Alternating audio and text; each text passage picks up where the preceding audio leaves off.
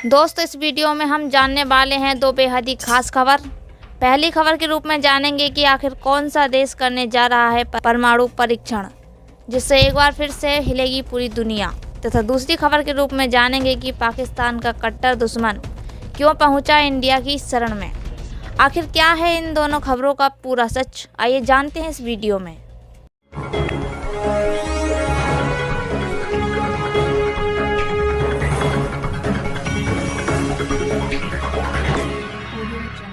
नमस्कार दोस्तों, स्वागत है आपका ग्लोबी न्यूज़ में। दुनिया भर की तमाम खबरों की जानकारी पाने के लिए आप हमारे चैनल को कर सकते हैं सब्सक्राइब। दोस्तों, सबसे पहले बात करेंगे पहली खबर की कि आखिरकार ऐसा कौन सा देश है जो करने जा रहा है परमाणु परीक्षण, जिससे एक बार फिर से हिलेगी पूरी दुनिया। उत्तर कोरिया ने नए परमाणु परीक्षण की तैयारियां पूरी कर ली है और ये पूरी तैयारी करने के बाद परीक्षण की तारीख तय करने के काम में लगा है। उत्तर कोरिया मीडिया ने यह जानकारी दी। एक न्यूज एजेंसी के अनुसार दक्षिण कोरिया के राष्ट्रीय खुफिया सेवा ने सांसदों के साथ बंद कमरे में हुई बैठक के दौरान इस ओर इशारा किया कि प्योंगयांग अंतर महाद्वीपीय परीक्षण मिसाइल के परीक्षण की तैयारी में है। गौरतलब है कि अमेरिका के राष्ट्रपति जो बाइडेन दक्षिण कोरिया का दौरा करने वाले हैं। दक्षिण कोरिया ने चिंता जताई है कि उत्तर कोरिया का मिसाइल प्रक्षेपण और परमाणु परीक्षण बाइडेन की यात्रा के दौरान उकसावे की कार्रवाई कर सकता है। मुख्य विपक्षी डेमोक्रेटिक पार्टी के सांसद किम यूंग की योनहाप से कहा, एक ही जगह उत्तर कोरिया के लिए मिसाइल प्रक्षेपण और परमाणु परीक्षण करना कोई नई बात नहीं है। जानकारी मिली है कि प्योंगयांग ने परीक्षण के लगभग सभी तैयारियों को पूरा कर लिया है।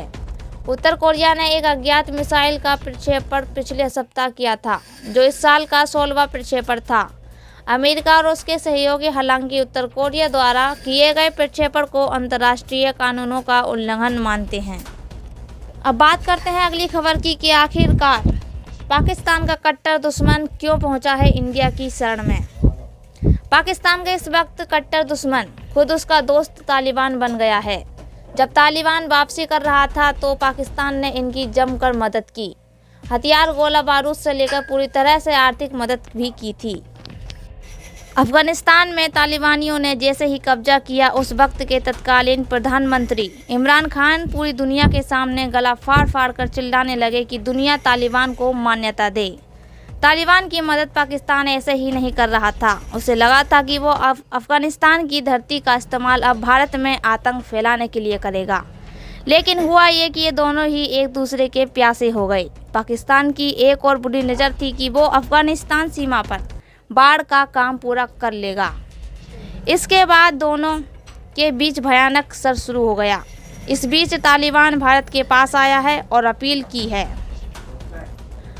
दरअसल अफगानिस्तान तालिबान सरकार के विदेश मंत्रालय के प्रवक्ता अब्दुल कहार वल्की ने कहा है कि तालिबान के पास भारत के साथ खुले संचार चैनल हैं। बियोन की एक रिपोर्ट में कहा गया है कि वल्की ने कहा है कि भारत काबुल में अंतर्राष्ट्रीय प्रथाओं के मुताबिक कम से कम दूतावास के काउंसुलर सेक्शन को खोल सकता है, क्योंकि हम एक इंटरकनेक्टेड दुनिया में रहते हैं। इसके साथ ही वल्की ने कहा है कि हम भारत सहित सभी देशों के साथ पारस्परिक सम्मान और हितों के आधार पर सकारात्मक संबंध चाहते हैं। हम भारत द्वारा अफगान लोगों को प्रदान की गई मानवीय सहायता की सराहना करते हैं और इसे सद्भावना के रूप में देखते हैं। हम उन लोगों को हमेशा याद रखेंगे जिन्होंने हमारी ज़रूरत के समय अफगानिस्तान की मदद की। हमारे पास भारत के साथ अब्दुल कहार वल्की ने आगे कहा है कि हमारे पास भारत सरकार के साथ खुले संचार चैनल हैं और कई मौक़ों पर हम भारतीय प्रतिनिधियों से मिल चुके हैं। अब्दुल कहार वल्की ने आगे कहा है कि हमने सभी देशों से दूतावासों को फिर से शुरू करने का आग्रह किया है, ताकि आपसी हितों और चिंताओं को सीधे बेहतर तरीके से संबोधित किया जा सके। लेकिन भारत को अगर पूरी तरह से दूतावास को खोलने को लेकर आपत्ति है तो वे कम से कम अंतर्राष्ट्रीय प्रथाओं के मुताबिक दूतावास के काउंसुलर सेक्शन को खोलने पर विचार कर सकते हैं। दो देशों के बीच अच्छे संबंध होने का मतलब ये नहीं है कि कोई तीसरा देश एक ही समय में दोनों देशों के साथ सकारात्मक संबंध नहीं बना सकता है। अफगानिस्तान में अल्पसंख्यकों को लेकर उन्होंने कहा है कि तालिबान राज्य में हिंदू और सिख समुदाय पिछले 2 दशकों की तुलना में अधिक सुरक्षित हैं। हमने अल्पसंख्यकों के अधिकारों की रक्षा की है जिसे हड़प लिया गया था। दोस्तों, आज के लिए बस इतना ही। फिर मुलाकात होगी ऐसी ही नई खबरों के साथ। तब तक के लिए जय हिंद, जय भारत।